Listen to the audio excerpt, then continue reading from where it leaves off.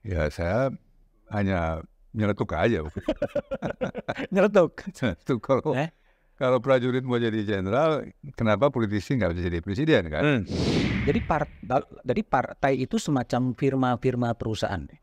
Kurang lebih mungkin CV, ada yang jadi CV.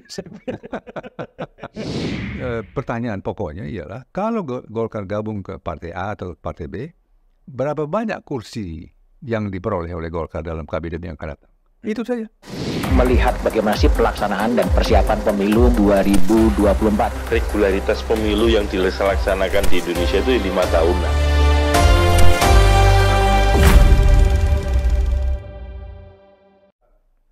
Oke, jumpa lagi di Back to BDM, edisi The Candidate. Hari ini saya kedatangan politisi yang sangat senior dari Partai Golkar. Ya.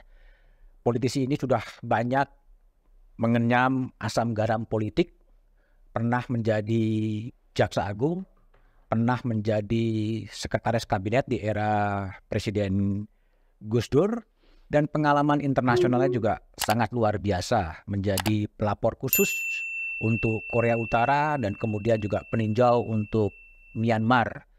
Tokoh ini sekarang adalah Dewan Pembina Partai Golkar, dan pada tahun 1991 ketika Orde Baru masih berkuasa, ketika Presiden Soeharto masih kuat-kuatnya, politisi yang hadir di ruangan kerja saya ini pernah menyatakan bahwa saya ingin jadi presiden. Ya, itulah Marzuki Darusman. Bung Marzuki, gimana kabar? Baik. Baik ya. Baik. 91 pernah ngomong ingin jadi presiden. Kalau nggak salah betul. Kalau nggak salah betul.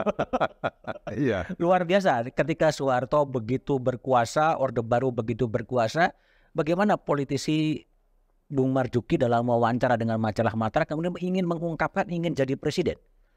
Ya, waktu itu kita sudah melihat ya bahwa tahun-tahun 90 ke atas menuju 95, 96 itu tingkat kenormalan dari Orde Baru itu mulai menuju fase akhir ya. Nah, karena itu ada sekelompok anggota dari Golkar DPR ya yang melakukan penglihatan ke depan, dan dalam obrolan-obrolan ya mulai berpikir tentang siapa yang akan menggantikan Pak Harto. Oke. Ya saya hanya nyeletuk aja. Nyeletuk. Kalau prajurit mau jadi jenderal, kenapa politisi nggak bisa jadi presiden kan? Ya itulah yang menjadi sensasi begitu. Menjadi sensasi saya ingin jadi presiden ya. Agak ditafsirkan menjadi seakan-akan kutipan langsung. Iya. Tapi itu punya dampak pada karir politik Bung Marzuki pada saat tahun 91-an itu. Dampak ada. Yaitu serta-merta tentu ini mengundang reaksi dari partai ya, dari Ketua Umum waktu itu Pak Harmoko. Sekjennya Pak Rahmat Witoelar. Lalu saya berikan penjelasan, dia dimintakan penjelasan, ini bagaimana dulu perkara nih? Ya begitu. Kita di proses, ya mungkin karena suasana kerikuhan di dalam, saya diminta untuk udahlah, untuk sementara istirahat dulu lah ya dari politik. Istirahat dari politik? Dari politik, makanya dilepas dari pencalonan. Dilepas dari pencalonan? Dilepas dari pencalonan. Setelah itu rupanya masih menjadi diskusi di internal di mana ini orang ditempatkan di dalam struktur kekuasaan ini. Waktu itu terbentuk Komnas HAM. Oke. Nah, saya lalu diselamatkan oleh Pak Ari Said, diterima di situ karena instruksi Pak Harto. Instruksi Pak Harto. Instruksi Pak Harto. Oke. Dari diselamatkan dari Golkar karena membuat gaduh politik gitu. Ya, hiruk pikuk gitu ya. Makanya diselamatkan di Komnas HAM. Selebihnya ya sudah jadi sejarah, Pak. Sudah jadi sejarah. Tapi ketika wawancara dilakukan, memang niat untuk menjadi presiden atau ada pesan lain seperti yang ingin disampaikan? Ya sebetulnya enggak, itu hanya analogi ya. Analogi. Ya, tetapi tentu tidak bisa lepas dari niat untuk jahil lah ya. Dan dengan itu mungkin terbuka ufuk mental umum ya, bahwa ada kemungkinan politik yang lain dari yang berlaku ya, kalau orang lain bisa jadi presiden. Ya, dan perasaan itu mulai berkembang begitulah ya. Itu saja. Ya, nah setelah itu ya fast forward dari 91 ke 95, 96, terjadilah 98. Tapi pada saat 98 tidak mencoba run menjadi presiden. Nah, ya waktu itu masih transisi ya. Pemerintah juga sedang mencari bentuk baru. Waktu itu Pak Habibie naik setelah Pak Harto turun, sehingga masih sambungan dari yang lalu. Belum ada suatu format baru politik yang memungkinkan aspirasi itu bisa dimajukan. Oke. Ini masih momentum Orde Baru waktu itu. Oke. Nah, itu 91. Nah, kalau sekarang itu artinya 20 tahun kemudian masih berminat untuk menjadi presiden. Minat ya. Sudah terlalu banyak yang berminat. Sudah terlalu banyak yang berminat. Jadi tidak unik lagi. Nggak unik lagi. Ini beda 91 dengan sekarang ya. Banyak yang berminat. Waduh, luar biasa sekarang. Jadi ya udahlah. Kalau ucapannya kan kalau dia bisa, kenapa kita tidak bisa? Bukan itu. Kalau dia bisa ya silakan aja. Dan kedua, saya sudah kurang lebih melampaui itu keinginan itu ya. Karena lebih tertarik untuk mendalami keadaan kita. Lebih banyak dari terjun langsung praktek dalam politik dan menjadi bagian dari administrasi pemerintahan ya. Dia sudah kita lewati, sudah saya lewati itu, jadi sudah cukup lah. Sekarang udah nggak berminat artinya? Nggak berminat lagi. Sudah nggak berminat lagi dari presiden. Oke, kita ngomong ke Partai Golkar, Bung Kiki. Ini kan ramai ya upaya-upaya dan keriuhan bakal ada munaslup, bakal ada apa. Sebetulnya sebagai anggota Dewan Pembina Partai Golkar, ini apa yang sedang terjadi di Golkar sekarang ini sebetulnya? Ya, ini tadi kalau dikatakan saya tidak berminat jadi presiden, ya mungkin juga karena tidak ada waktu jadi presiden. Ada waktu juga. Dan waktu itu tersita untuk melihat-lihat lah kedalaman di partai ini, ya juga diantaranya. Ini harus kita mulai dari satu fase awal, yaitu kembali ke tahun-tahun 65 sebetulnya. Sekarang? Ya. Oke. Dari sekarang ini harus kita kembali ke sana dulu untuk mengerti apa yang terjadi sekarang ini. Oke. Ini yang tidak diminati barangkali atau tidak segera diperoleh pengetahuan ini oleh generasi yang baru ya. Tapi tahun 65 terjadi ledakan besar waktu itu. Ya. Mulai saat itu kita berhenti berpolitik sebetulnya. Terjadi dehistorisasi. Dehistorisasi. Ya. Sejarah mengalami militerisasi yang masif dan sistematis. Nah, dengan demikian itu menguatkan lagi proses depolitisasi, di mana yang ada, dan ini sudah pernah kita diskusikan, yang ada adalah administrasi kekuasaan. Ya. Ini manifestasinya adalah partai-partai sekarang ini tidak mempunyai satu posisi yang disandingkan dengan posisi partai lain secara terbuka. Tidak ada debat. Nggak ada debat. Ya. Dengan demikian, politik itu masuk ke dalam partai masing-masing. Nah, Dan dinamika itu ada di dalam partai sebetulnya. Nah, apa yang terjadi di Golkar ini sebetulnya adalah dinamika politik yang tidak bisa dilakukan di luar sistem, di luar partai, harus dilakukan di dalam partai. Ya. Dan masing-masing partai mempunyai cara sendiri untuk memanage konflik dinamika itu sendiri. Ya. Nah, Golkar mengalami situasi yang sama. Jadi apa yang terjadi di Golkar setiap kali kalau ada dinamika itu ialah dinamika politik yang tidak bisa dilakukan di luar partai karena sudah dikandangkan itu ke dalam partai, dan partai sendiri mengalami depolitisasi juga karena yang seharusnya berlangsung di luar terpaksa harus dilangsungkan di dalam partai, dan partai tidak lagi menjalankan sebagai organisasi aspirasi. Dia menjadilah mekanisme kekuasaan saja.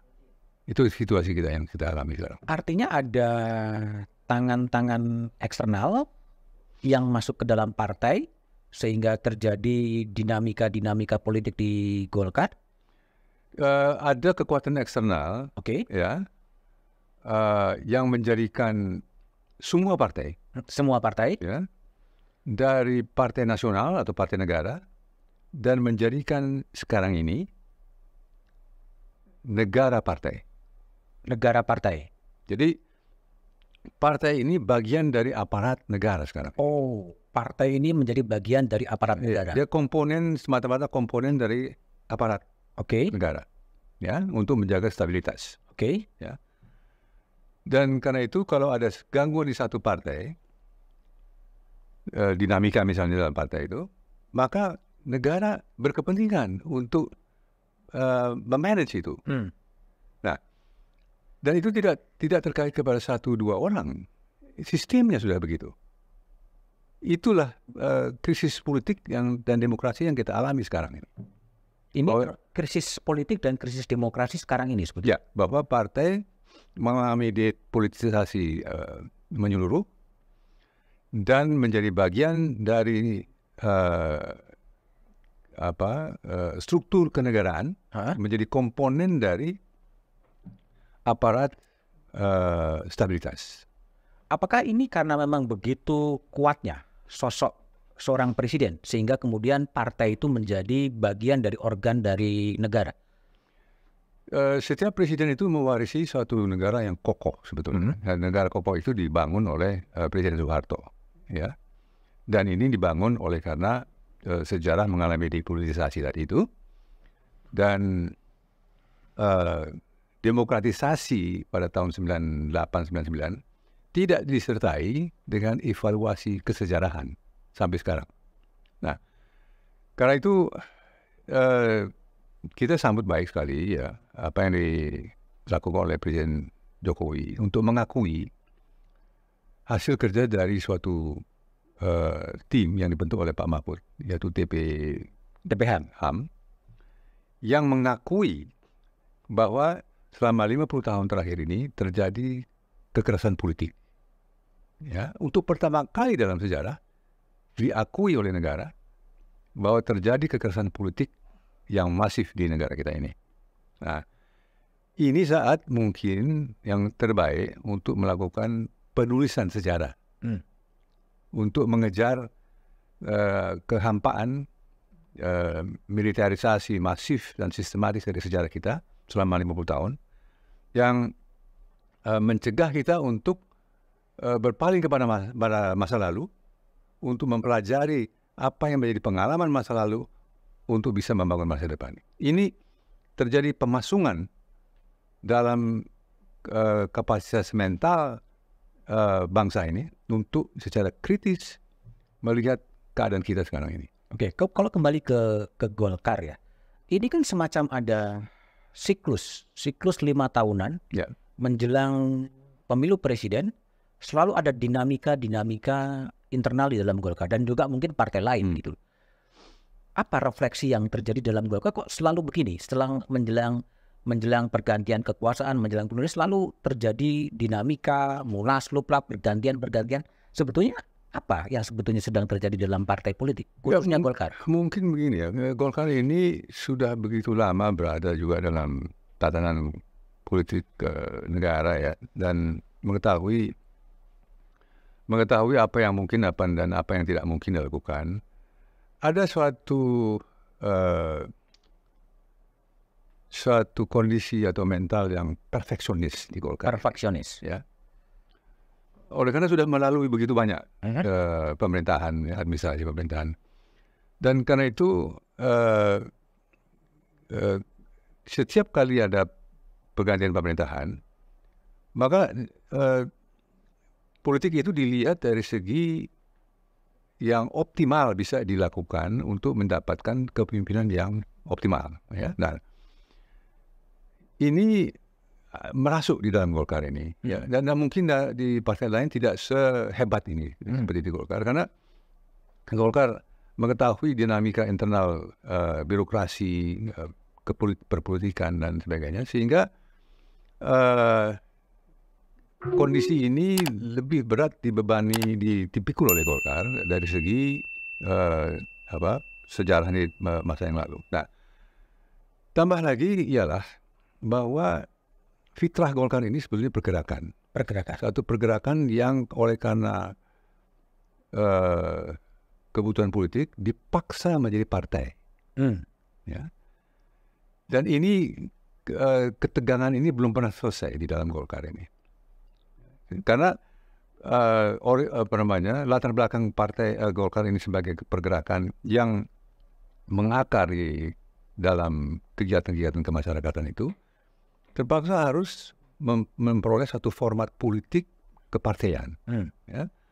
Dan demikian terjadi kekakuan di dalam perpolitikan nasional, dan fitrah Golkar sebagai pergerakan itu mengalami juga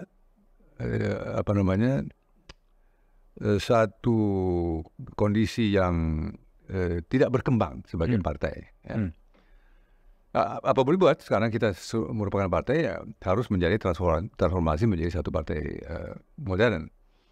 Yang kedua ialah bahwa sejak mulanya pemilihan legislatif dipersatukan dengan pemilihan presiden, ini menjadi problem bagi semua partai sebetulnya, ya. Nah, sumber daya yang diperlukan untuk sekaligus menyelenggarakan dua macam event peristiwa ini sangat besar bebannya. Nah, dan dengan demikian aspirasi masyarakat, ya, rakyat yang dalam pergerakan itu meletakkan norma-norma integritas daripada suatu pergerakan. Saya ingin mengutip apa yang disampaikan oleh Pak Yusuf Kala, bahwa Golkar untuk menjadi seorang ketua umum diperlukan 600 miliar. 600 miliar. Ya. Ini luar biasa. Ya. Dan ini bersumber dari otoritas yang tidak diragukan, ya, Pak Yusuf Kala. Ini menggambarkan betapa tertanamnya politik Indonesia itu dalam uang. Ya. Dan mudah disimpulkan bahwa politik Indonesia ini mempunyai korelasi langsung dengan tindakan-tindakan non-budgeter. Ya, istilah lain daripada tindakan koruptif. Ya. Nah, ini yang memaksa setiap partai barangkali, ya, untuk memperoleh dengan satu dan lain cara cukup dana untuk menyelenggarakan kehidupan partainya.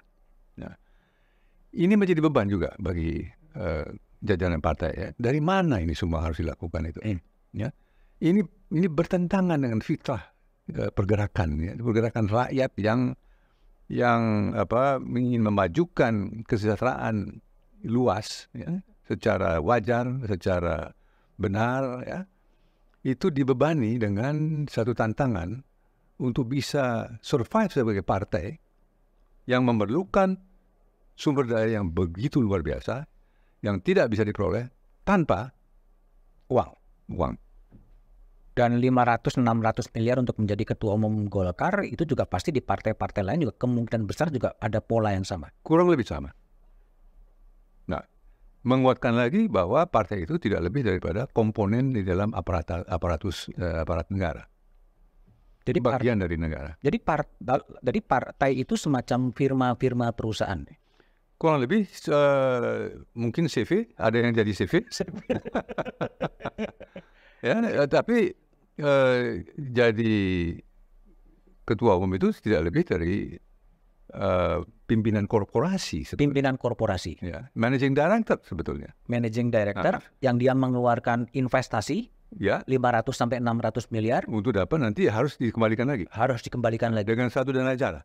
Dengan cara apapun juga. Dengan cara yang tentu ya mestinya dijelaskan, tetapi tidak pernah dijelaskan. Bagaimana bisa dapat 600 miliar dengan cara yang wajar pada satu saat tanpa penjelasan. Kapan sebenarnya terjadinya sebuah model politik yang sangat transaksional, sangat jual beli? Itu kapan pergeserannya sebetulnya? Terjadinya itu kapan? Itu terjadi dalam masa transisi dari Orde Baru ke setelahnya. Sejak reformasi.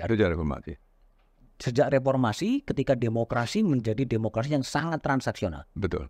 Itulah itu satu problem. Jadi kita menghadapi tiga tantangan ya waktu itu ya. Tantangan mengeluarkan militer dari politik. Oke. Itu terjadi. Itu kita lakukan sudah bisa. Memisahkan agama dari politik sudah kita lakukan itu. Sekarang mengeluarkan uang dari politik ini yang belum berhasil. Ini yang belum berhasil. Ya. Tapi itu baru terjadi sejak reformasi. Sejak reformasi terjadi eskalasi. Ya. Nah, memang tidak bisa mengeluarkan seluruh uang itu dari politik. Itu memang bagian dari proses politik ya, yaitu mobilisasi sumber daya karena investasi dari publik juga untuk kegiatan politik. Tetapi apa yang terjadi sekarang ini adalah satu gejala yang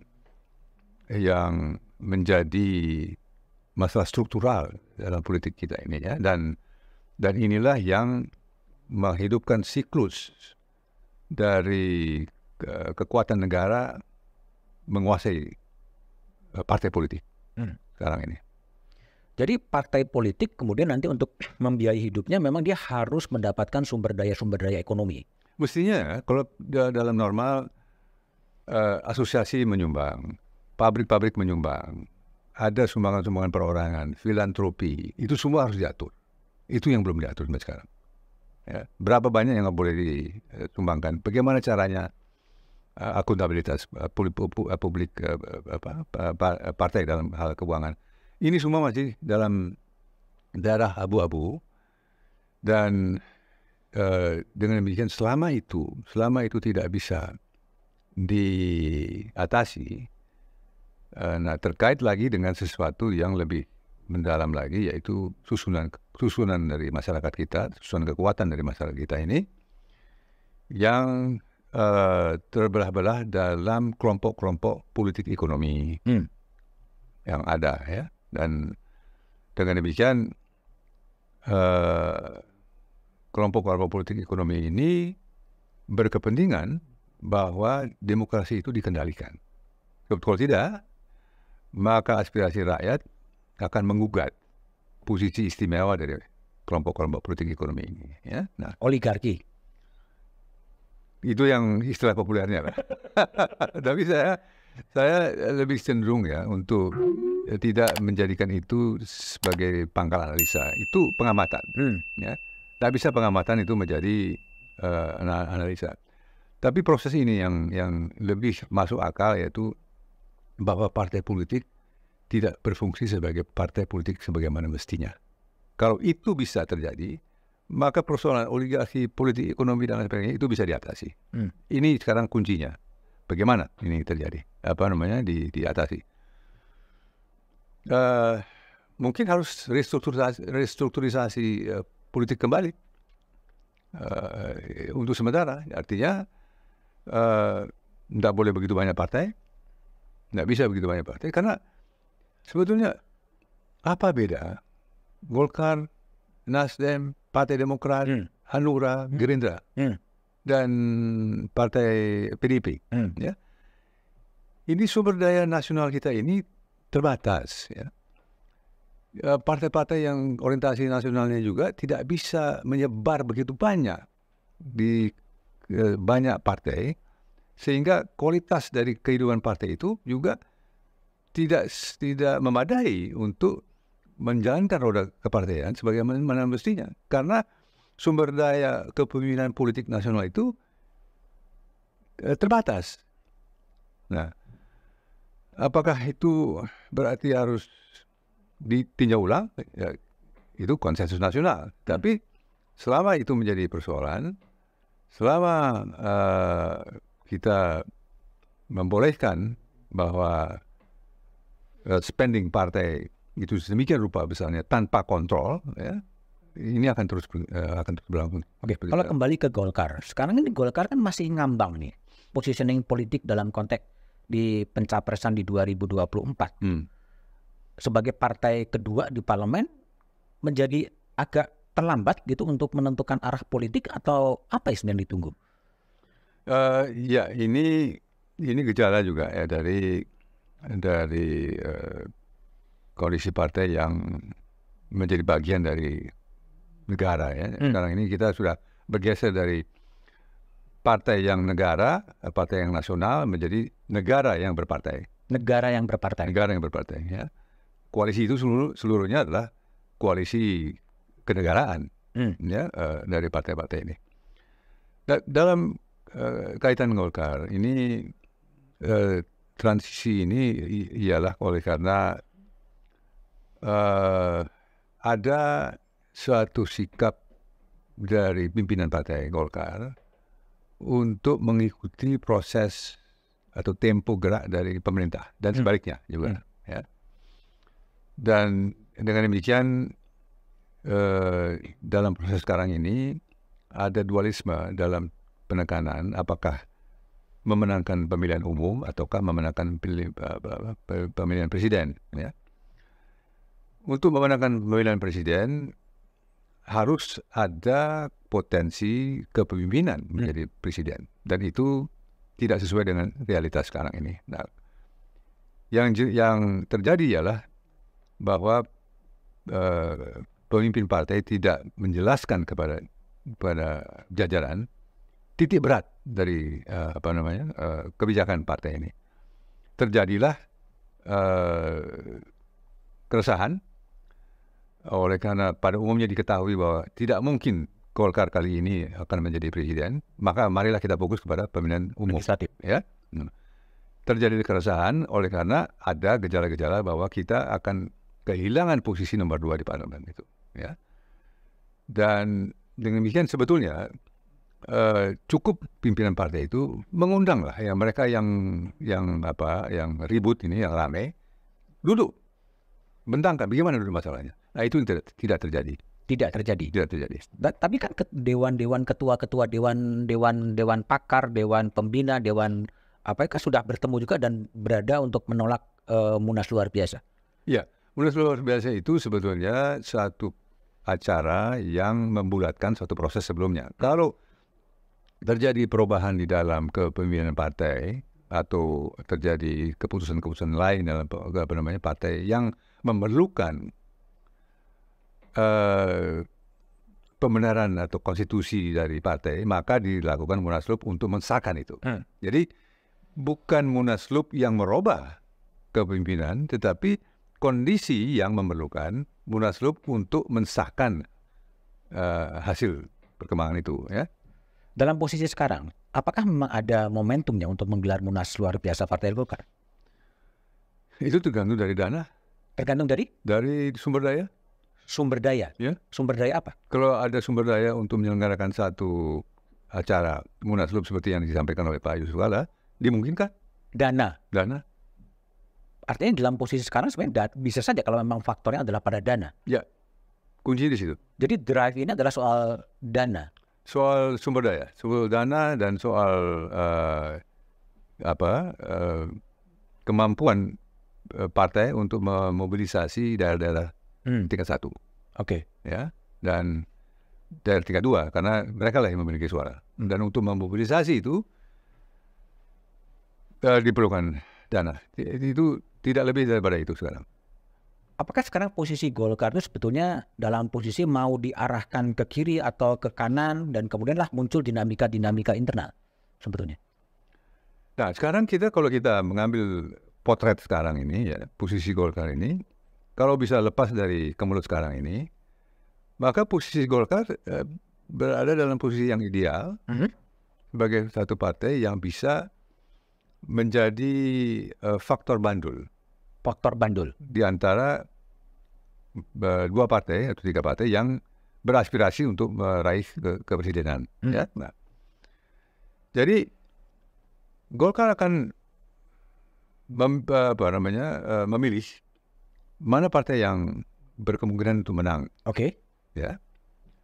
Dan dengan demikian pertanyaan pokoknya ialah kalau Golkar gabung ke partai A atau partai B, berapa banyak kursi yang diperoleh oleh Golkar dalam kabinet yang akan datang? Itu saja. Negosiasi. Mana partai yang bisa menawarkan Lebih banyak? Posisi ini dalam kabinet lebih dari yang lain.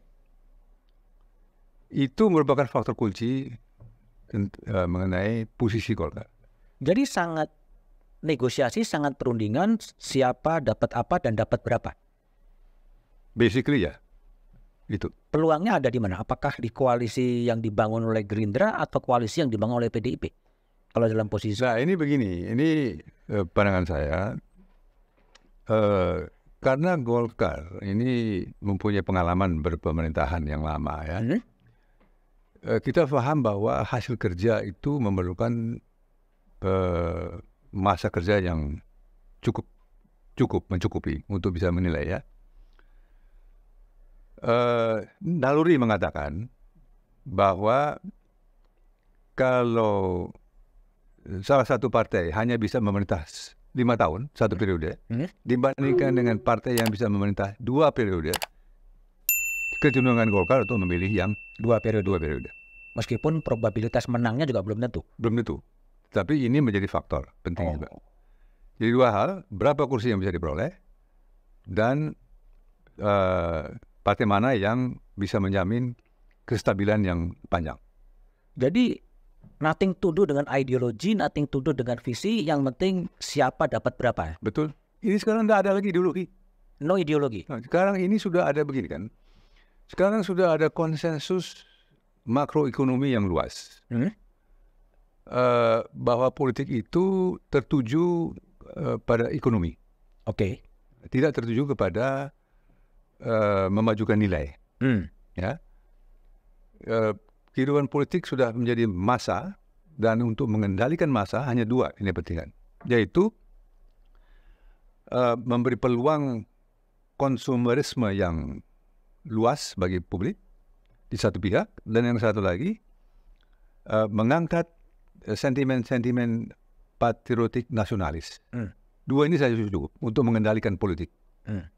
Yang lain tertuju untuk memajukan pembangunan ekonomi. Untuk semua partai berlaku bahwa politik makroekonomi kita ini tidak ada beda satu partai dengan yang lain. Jadi tidak ada masalah ideologi, tidak ada kontestasi gagasan, karena semua sudah sepakat bahwa makroekonomi yang diselenggarakan oleh pemerintah itulah yang akan diikuti oleh partai. Karena memang partai adalah bagian dari aparat negara. Oke. Ini mengartikan bahwa sebetulnya yang menjadi panglima adalah ekonomi sekarang. Yang menjadi panglima adalah ekonomi. Jadi ekonomi dengan seolah-olah politik itu tidak penting. Ya? Politik tidak penting. Tidak penting. Yang penting adalah bagaimana pertumbuhan bisa dijamin dan bahwa ini berkelanjutan untuk masa yang cukup panjang ke depan. Jadi ekonomi menjadi panglima, lalu kemudian perilaku politiknya seperti Laswell bilang bahwa who get what, when, and berapa. Betul, ya. Dan ini dikuatkan juga dengan regulasi. Oke. Misalnya, undang-undang KUHP yang baru, yang masih akan berlaku nanti 2 tahun. 3 tahun lagi. Ya, 3 tahun. Di situ dibatasi mana yang boleh, mana yang tidak boleh dalam perilaku. Ya. Yang akan berlaku adalah perilaku yang diberi sanksi oleh negara, yang didukung oleh negara. Setiap perilaku yang tidak sama dengan itu dianggap sebagai perilaku yang menyimpang. Nah, dengan demikian, apa yang sekarang terjadi adalah bahwa yang ada adalah hanya satu versi bagaimana membangun negara itu. Dan versi itu masih diwarnai oleh suatu sikap sejarah yang berlaku sejak tahun 65. Suatu kondisi traumatis bahwa kita tidak bisa berpaling kepada masa yang lalu untuk mencari sumber daya yang lain kecuali apa yang berlaku sekarang ini. Artinya negara akan menjadi penafsir tunggal atas negara penafsir tunggal, dan dengan demikian apa yang kita hadapi sekarang ini ialah pertarungan antara kemerdekaan dan kebenaran. Kemerdekaan dan kebenaran. Kebenaran versi pemerintah yang diimplementasi dengan kehendak demokrasi rakyat untuk kemerdekaan, bahwa mereka bisa hidup dengan wajar, dengan mimpinya masing-masing, ya, itu tertutup pada umumnya oleh karena dominasi dari ideologi yang diterapkan oleh negara. Kalau negara sebagai penafsir tunggal atas apapun itu, negara ini mewujud dalam sosok siapa? Ya, ini sudah menjadi satu mekanisme yang seolah-olah tidak bisa lagi dikendalikan. Maksudnya? Dikendalikan oleh pemimpin politik. Sebab negara ini yang sudah meletakkan ekonomi pada ini posisi utama, menyatu dengan kondisi global yang serupa juga, yang telah mengalami juga proses politisasi pada saat perubahan-perubahan ekonomi di Barat, maka terjadi konsensus itu tadi. Nah, konsensus tentang ekonomi inilah yang menjadi juga bagian dari format perpolitikan di Indonesia. Jadi untuk sebagian memang kita daulat, tapi untuk sebagian yang lain kita menjadi bagian dari suatu tatanan dunia yang dikendalikan oleh kekuatan-kekuatan ekonomi. Ini mengarah kepada sebuah neoliberalisme sebetulnya. Mau dikatakan gitu juga bisa dikatakan bahwa ini satu kondisi di mana sebetulnya kita terpaksa harus mengikutinya. Ya. Dulu mungkin lebih sederhana, ya, dunia di mana ideologi itu timur barat, ya, bipolar. Sekarang multipolar. Sekarang unipolar menuju ke multipolar. Ya. Kita harus juga menyadari bahwa dunia yang sederhana itu sudah tidak lagi berlaku. Yang ada sekarang dunia yang lebih kompleks. Yang berubah total. Berubah total. Dan kita harus bisa navigasi di dalam dunia multipolar dan menjadi polar sendiri juga. Ya. Nah, ini yang mungkin masih belum disadari, ya, oleh kita, bahwa masalah yang kita hadapi ini jauh lebih rumit daripada sekedar melihat ke dalam. Ya. Ini bangsa yang menurut pandangan umum masih introvert. Ya. Masih melihat ke dalam. Kita belum lapang melihat keluar. Dunia yang dunia sudah berubah. Sudah berubah total. Total, ya. Dan karena itu ada suatu kondisi konservatisme di dalam diri kita ini, ya. Nah, inilah situasi yang bisa diatasi kalau kita benahi demokrasi kita ini. Dan pembenahan demokrasi memerlukan pembenahan partai-partai politik. Kuncinya di situ. Oke. Kalau tadi saya mencoba analogikan, kalau menjadi ketua umum Partai Golkar saja membutuhkan dana 500 miliar sampai 600 miliar. Kalau itu kita eskalasikan, kita analogikan menjadi presiden, kontestasi presiden, berapa besar itu dana yang dibutuhkan dalam demokrasi yang sangat transaksional dalam perkiraan Bung Kiki? Berlipat ganda lah itu. Berlipat ganda artinya akan jauh melebihi imajinasi orang ya tentang skala kebutuhan untuk memobilisasi ke arah pemilihan presiden ini. Nggak ada satu angka yang pasti. Orang menyebut 10 sampai 15 triliun dibutuhkan. Ya, itu makin fantastis, makin dipercaya barangkali. Makin fantastis maksudnya. Karena itu memang ini satu fenomen atau satu tantangan yang dihadapi oleh bangsa ini ya, untuk menjelaskan bagaimana sebetulnya ini proses-proses politik ya. Sebab kalau begitu banyak memerlukan dana, sumber daya yang tidak bisa diperoleh juga dari dalam negeri, bukan tidak mungkin bahwa ada tawaran-tawaran dari luar. Ya, itu logikanya begitu. Ya, artinya terbuka kemungkinan negara-negara siapapun adidaya adikuasa akan juga ikut bermain dalam panggung politik 2024. Pasti. Karena mereka berkepentingan tentang posisi Indonesia ini. Ini yang posisi Indonesia yang begitu strategis, tidak mungkin bahwa pemilihan umum kita ini, pemilihan presiden ini tidak diminati untuk diikuti, bahkan untuk diharapkan hasil yang menurut atau sesuai dengan kepentingan pihak luar. Ya. Artinya juga menjadi pertarungan proksi antara kekuatan-kekuatan negara besar dalam konteks kontestasi pemilu presiden. Ya.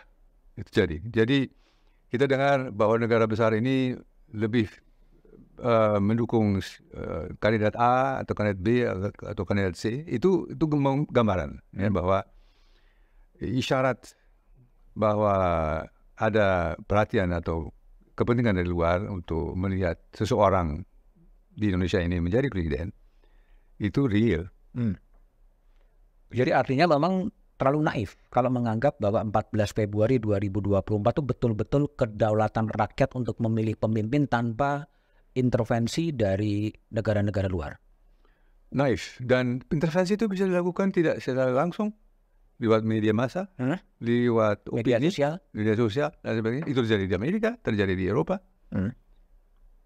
Siapa yang mengatakan bahwa kita imun terhadap itu? Dan faktor itu akan lebih dominan sebetulnya. Akan sangat dominan. Bahkan mungkin paling dominan itu. Paling dominan adalah faktor luar. Faktor upaya untuk mempengaruhi opini dengan satu dan lain cara. Secara penguasaan sumber-sumber opini yang memberi peluang bagi majunya salah satu dari kandidat itu. Ini sesuatu yang positif bagi politik Indonesia? Sesuatu yang harus bisa dijelaskan ya. Karena ini juga berdampak pada bidang lain. Kalau Indonesia ini tidak bisa misalnya mengupayakan bahwa pekerja kita mendapatkan pekerjaan yang layak, itu karena juga faktor luar, nggak bisa juga dipersalahkan kepada pemerintah sama sekali, karena faktor luar juga mempengaruhi lapangan kerja. Ya. Jadi kalau sekarang ini kita katakan bahwa kepentingan luar itu juga bermain, otomatis ini berdampak kepada bidang-bidang lain, dan tentu realitas ini akan termanifestasi. Apakah itu positif atau tidak, itu masalah penilaian. Oke. Kalau Bung Kiki lihat reformasi 98 sampai sekarang 2023, posisinya masih on the right track atau getting better atau getting worse? Dalam beberapa tahun terakhir ini terjadi beberapa kali penilaian dari luar tentang demokrasi kita ini ya. Sampai tahun 2009 harapan masih tinggi sekali bahwa demokratisasi kita ini akan melembaga dan lebih mantap. Dalam 10 tahun terakhir ini terjadi kecemasan setelah dianalisa. Kecemasan terjadi stagnasi bahkan kemunduran dalam demokrasi kita ini ya, yaitu diukur dari keleluasaan untuk menyampaikan pendapat, ya, kecepatan melakukan kriminalisasi, kendali yang bersifat kenegaraan atas orientasi gaya hidup. Semua itu diukur tentu dari kacamata norma universal atau internasional ya. Jadi memang ada penyempitan dalam ruang kewargaan untuk bisa berkiprah ya.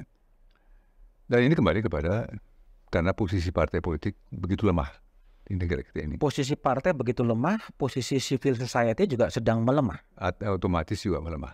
Otomatis melemah. Dan ini memang tantangan yang besar bagi civil society ya, untuk menjadikan diri sebagai benteng terakhir dari demokrasi Indonesia. Nah ini saya perlu kritik juga civil society yang tercerai-berai sekarang ini. Tercerai-berai. Ya.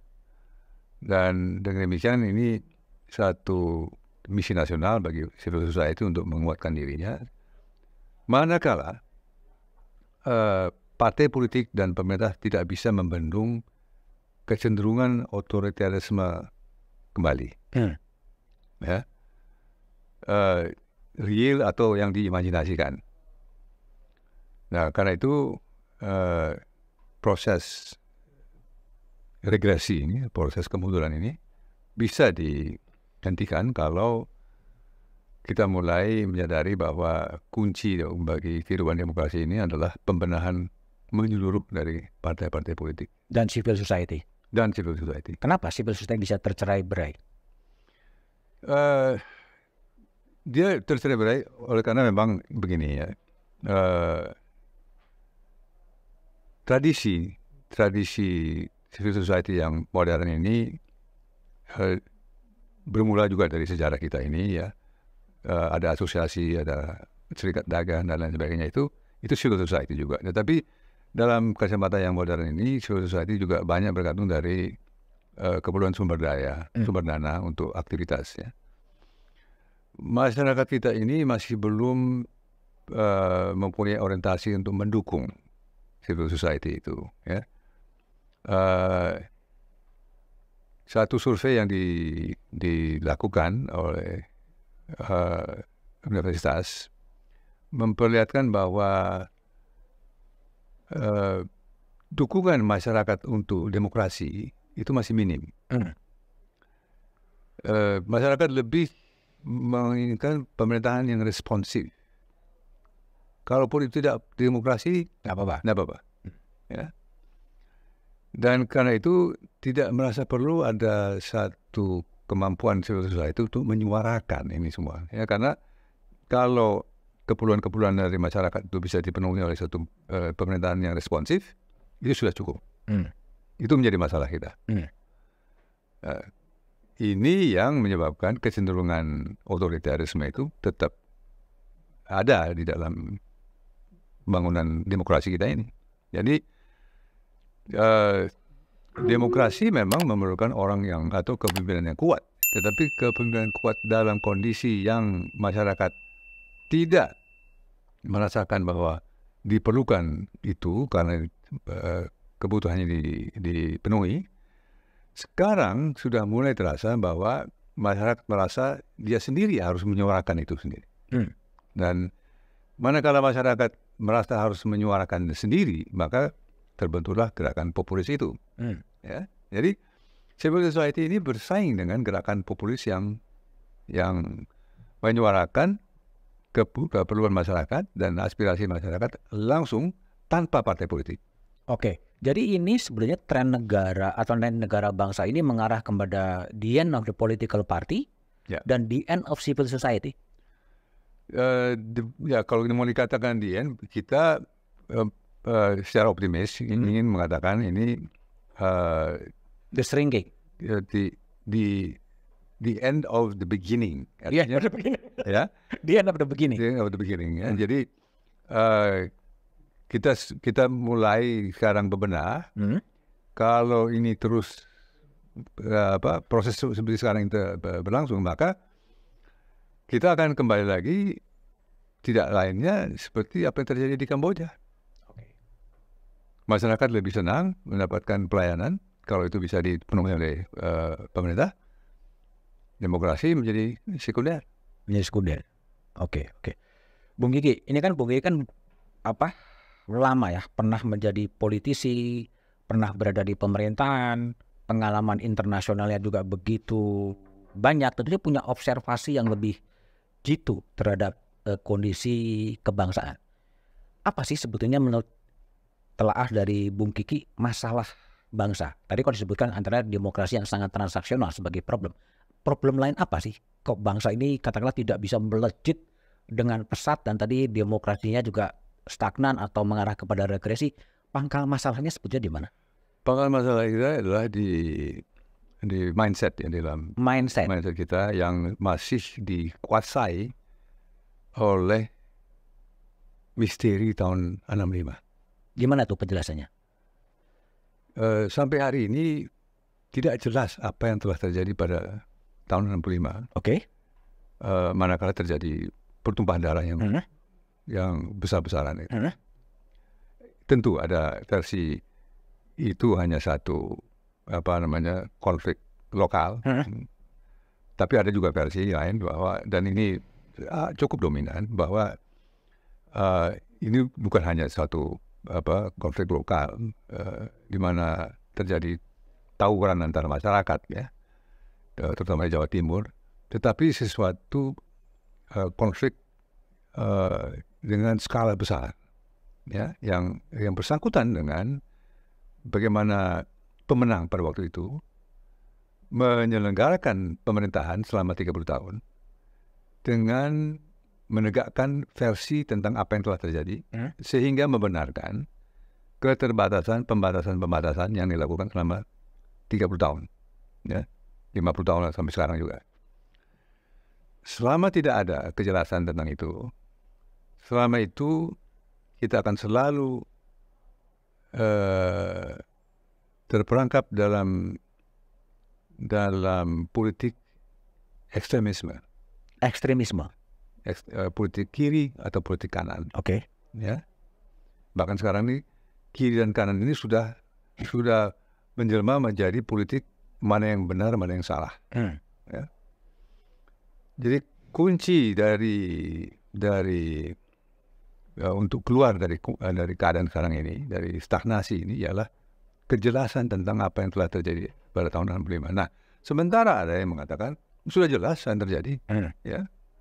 Ada yang harus dipersalahkan, ada yang harus dipandang sebagai korban. Ya, hitam putih sudah begitu. Tapi tidak selalu begitu.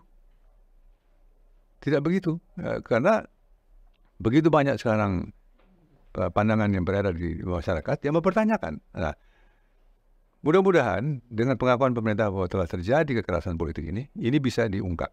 Ya, kita memerlukan rehistorisasi dari bangsa ini, ya, yang mengalami dehistorisasi itu. Kita tidak bisa merujuk kepada bagian sejarah kita yang membanggakan untuk membangun persatuan dan patriotisme. Karena ada masa kelam yang tidak jelas ini. Ya. Bagaimana sejarah bisa digunakan untuk membangkitkan rasa bangga kepada bangsa ini kalau ada bagian sejarah yang tidak bisa dijelaskan sampai sekarang. Jadi ini kunci bagi kemajuan bangsa. Oke. Jadi artinya masa lalu masih menyandra perkembangan Indonesia ke depan. Masih sangat menyandra. Dan langkah Presiden Jokowi membentuk TPP HAM itu menjadi awal juga untuk itu satu jendela yang terbuka. Dan saya memperkirakan kalau tidak difahami betul bahwa ini hanya jendela sementara ini, bisa tertutup lagi. Nah, kalau nanti Pilpres menghasilkan pemerintahan yang tidak berkenan dengan pembukaan kebenaran ini. Jadi ini hanya 8 bulan jendela terbuka untuk mengungkap apa yang telah terjadi pada tahun 65 itu. Setelah 14 Februari, kalau diketahui bagaimana pemerintahan yang akan berlangsung ini, maka akan mulai menutup kembali itu. Oke. Nah, untuk sementara memang kita dibekali dengan dengan satu proses di dalam bahwa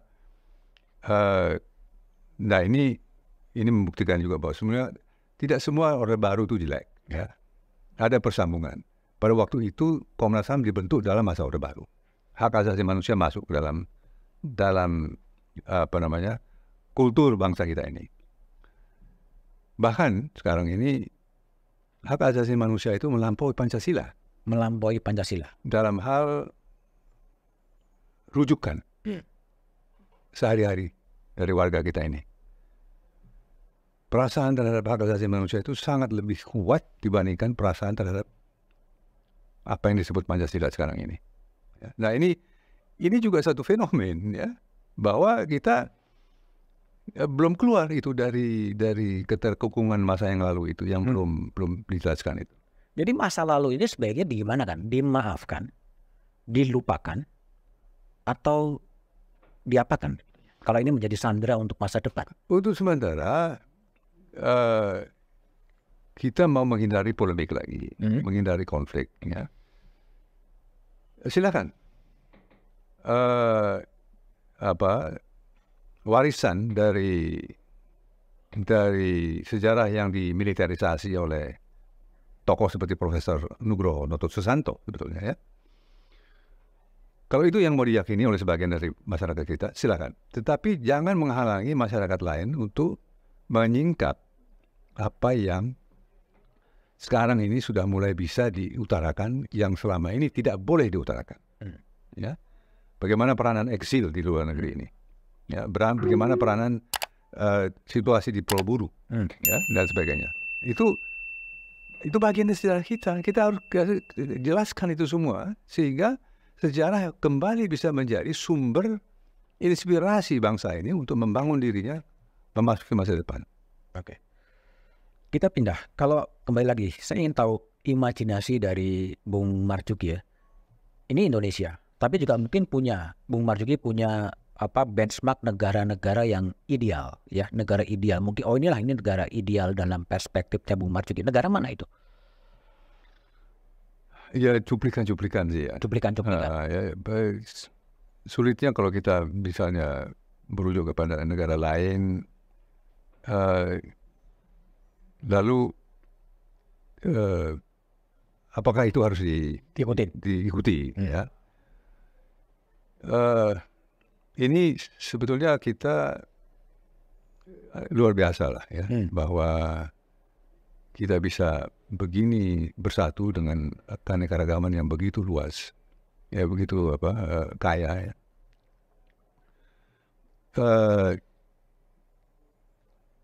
Saya membayangkan Indonesia sebagaimana sekarang ini dalam skala yang lebih intensif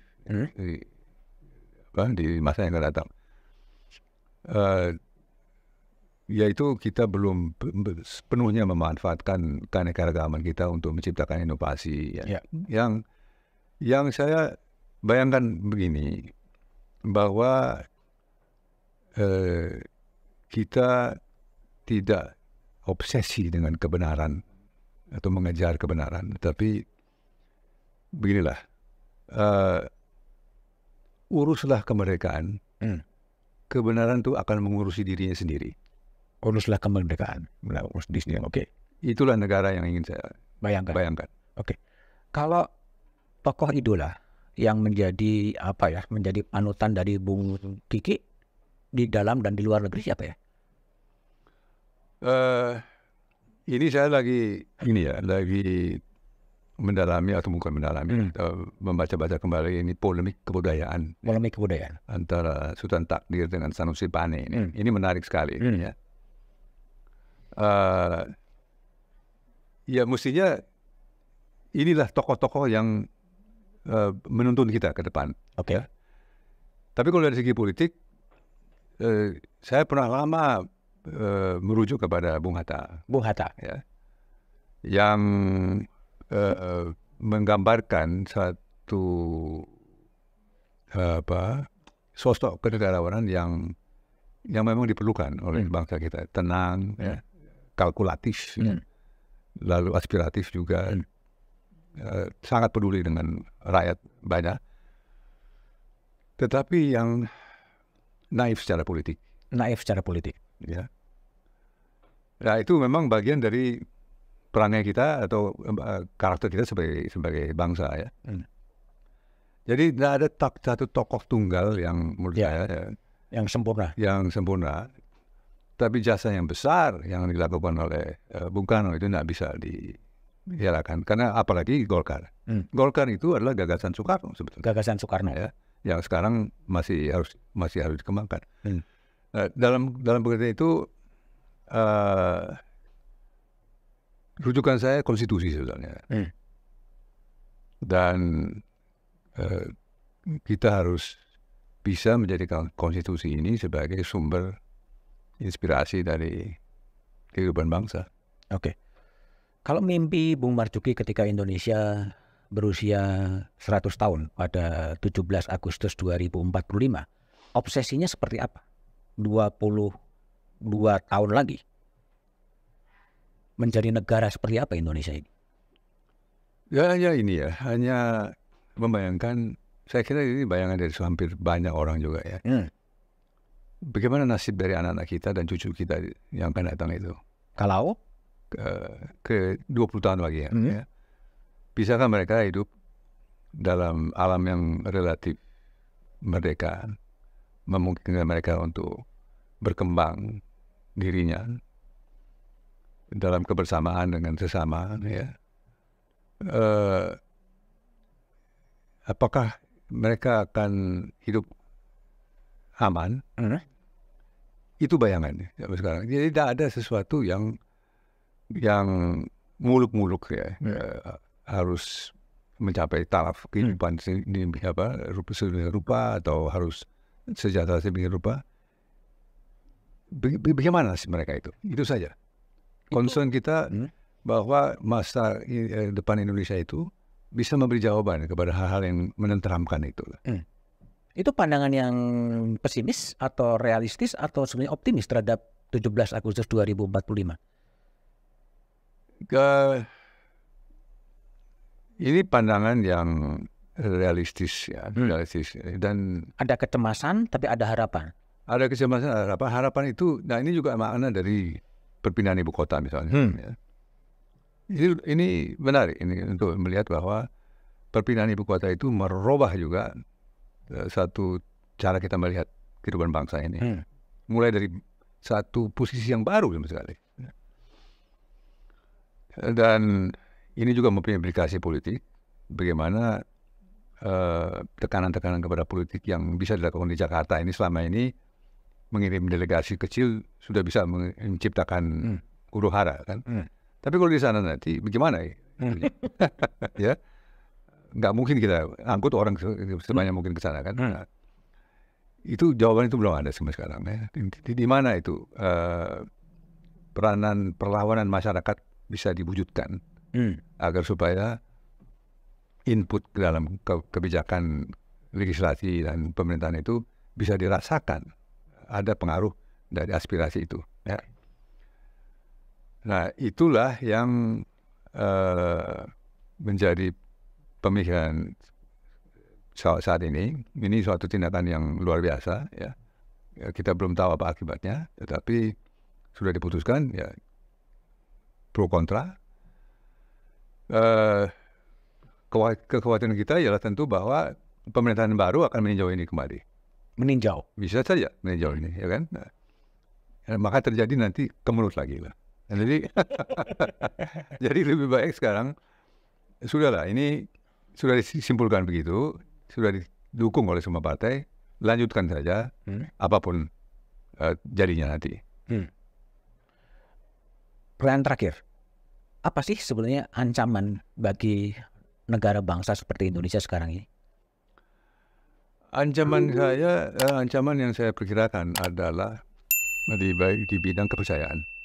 Kepercayaan, Ini trust, bukan kepercayaan di antara belief, belief, oke.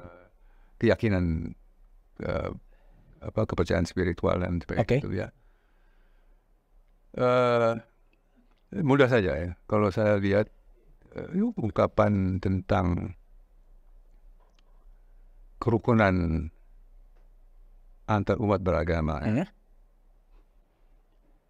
itu menggambarkan sebagian dari cerita kita ini. Mestinya ya kerukunan itu berlaku di antara umat antar agama. So, umat beragama itu terkadang kala menganggap bahwa yang di luarnya tidak sama dengan mereka. Oke. Jadi beda betul kerukunan umat beragama, antar umat beragama dengan kerukunan umat antar agama. Bergerak dari sini ke sini, inilah saya kira tantangan kita yang paling besar. Dan kalau ini bisa dilakukan, ini hanya metafor ya, metafor. Tetapi ini menggambarkan kedalaman dari masalah yang kita hadapi. Kalau ini tidak bisa kita lakukan, ancaman terbesar adalah di situ. Oke, thank you Bung Kiki. Hampir 1 jam kita ngobrol dengan Marzuki Darusman yang sebenarnya lama berada di luar negeri. Kalau di Jakarta biasanya dia cerita ketika potong rambut dia di Jakarta. Masih potong rambut di Jakarta? Masih. Lebih murah kok. Lebih murah. Oke, thank you Bung Kiki. Terima kasih Bung. Melihat bagaimana sih pelaksanaan dan persiapan pemilu 2024. Regularitas pemilu yang dilaksanakan di Indonesia itu 5 tahunan.